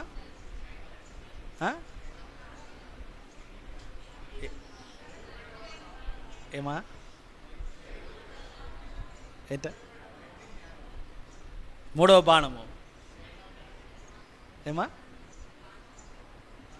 రైట్, కాంతివంతమైన యారో ఆఫ్ లైటనింగ్, కాంతివంతమైనటువంటి బాణం. అదేం చూపిస్తుంది? మనము కలిగి ఉండవలసినటువంటి మన సాక్ష్యం. ఎటువంటి సాక్ష్యము? సంఘం వెలుపటి వారి ఎడల, అందరి ఎడల, సత్యం అంటే ప్రభు ద్వారా కూడా మంచి సాక్ష్యము పొందేటువంటి జీవితం. అట్లు చిన్న బిడ్డ ఈ సంవత్సరము ఈ 3 అంతల బాణముల వలె ప్రభు చేతిలో తాను ఉండునట్లు ప్రభు తనకు సహాయం చేయనుగాక.